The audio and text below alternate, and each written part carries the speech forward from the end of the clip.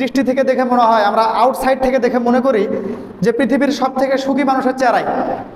কিন্তু আমি আপনি আদৌ জানি না যে এদেরকে আল্লাহ সুবহানাহু ওয়া তাআলা এমন একটা অবস্থার ভিতরে ছেড়ে দিয়েছেন যেদের চাওয়ারই শেষ হয় না।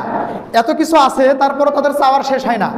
চাইতে চাইতে চাইতে এমন একটা পর্যায়ে তারা চলে যায় ধ্বংসের একেবারে দ্বার প্রান্তে গিয়ে সে সময় তারা আল্লাহর কাছে চায়, কিন্তু তারা একটাবারও স্মরণ করে না যে আমি আল্লাহর কাছে এত কিছু চেয়েছি আর এত কিছু পেয়েছি, যে একটাবারও কি আমি আল্লাহর শুকর আদায় করেছি?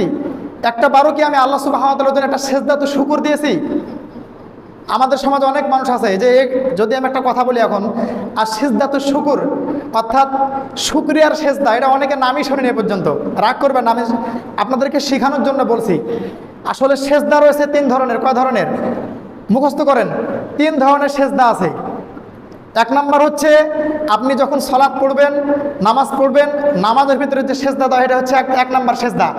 আর এই সেজদার দাম সব থেকে বেশি, সুবহানাল্লাহ বলেন। এটা হচ্ছে 1 নম্বর সেজদা। 2 নম্বর সেজদার ধরন হচ্ছে একজন মানুষ যখন কোরআন তেলাওয়াত করবে, অর্থাৎ আপনি কোরআন তেলাওয়াত করতে করতে পবিত্র কোরআনের ভিতরে মনে করেন যে 14 জায়গায় সেজদা আছে। কয় জায়গায়? 14টি জায়গায় সেজদা আছে। এগুলো একটু মুখস্থ রাখবেন, মানুষ ধরতেও পারে। আমি মনে করি যে আগামী দিন ইসলাম কিন্তু প্রসার ঘটবে, সেটা যাই ক্ষমতায় আসুক, এটা আমার বিশ্বাস আছে ইনশাআল্লাহ তাআলা। সকলে বলে ইনশাআল্লাহ। তো যখন ইসলাম যদি পৃথিবীতে বৃদ্ধি পায়, আমাদের দেশে একটু বৃদ্ধি পায়, তখন কিন্তু ইসলাম সংক্রান্ত প্রশ্ন আপনাকে কিন্তু করা হবে। তখন আপনাকে আর প্রশ্ন করা হবে না যে রবীন্দ্রনাথ ঠাকুরের দাড়ি কত বড় ছিল, রবীন্দ্রনাথ ঠাকুর কত সালে জন্মগ্রহণ করেছে, এগুলো আপনাকে প্রশ্ন করবে না। ইসলামিক প্রশ্ন আপনাকে করবে যে সেজদা কয় ধরনের হয়, কি ধরনের সেজদা হয়, কিভাবে কখন সেজদা করতে হয়, এরকম সংক্রান্ত বিষয় আপনাকে কিন্তু প্রশ্ন করা হতে পারে। আপনার ছেলেকেও হতে পারে। আপনি যেটা শুনবেন আপনার ছেলেকে গিয়ে জানিয়ে দেন। তো সেজদা হচ্ছে 3 ধরনের। 1 নম্বর হচ্ছে কি, আমরা নামাজের ভিতরে যে সেজদাটা করে থাকি, এই সেজদা হচ্ছে 1 নম্বর সেজদা। আর এই সেজদা হচ্ছে সব থেকে দামি সেজদা, সুবহানাল্লাহ।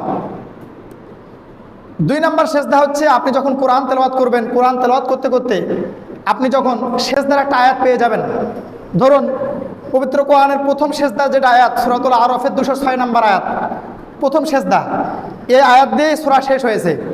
তো এটা হচ্ছে প্রথম সেজদা। আপনি এই আয়াতটা শেষ করে আপনি একটা সেজদা দিয়ে দিলেন। আয়াত যখন আপনি শেষ করলেন, আপনি একটা সেজদা দিয়ে দিলেন। এটা হচ্ছে 2 নম্বর সেজদা, কোরআন তেলাওয়াতের সেজদা। বাকি আছে আর কয়টা? আর একটা। 3 নম্বর সেজদা হচ্ছে আপনি সুসংবাদ পেয়েছেন। ধরুন আপনার ছেলে একটা সরকারি চাকরি পেয়েছে, আপনার মেয়ে সরকারি চাকরি পেয়েছে, আপনার ছেলে পরীক্ষায় ভালো রেজাল্ট করেছে, অথবা আপনি বিজনেসে বলেন, আবাদ পানিতে যেটাতে বলেন, আপনি একটু সফলতা লাভ করেছেন, একটু আনন্দ পেয়েছেন। সাথে সাথে কি করবেন?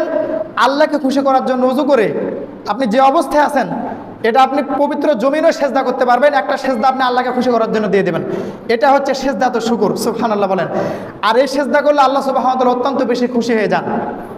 হাদিসের ভিতরে আছে, হযরত আলী রাদিয়াল্লাহু আনহুকে রাসূলুল্লাহ সাল্লাল্লাহু আলাইহি ওয়াসাল্লাম যখন ইয়ামেনে পাঠিয়েছেন, হযরত আলী রাদিয়াল্লাহু আনহুকে যখন রাসূল সাল্লাল্লাহু আলাইহি ওয়াসাল্লাম ইয়ামেনে পাঠিয়েছেন, সেই ইয়ামেনের বাদশা হিসেবে, ইয়ামেনের শাসক হিসেবে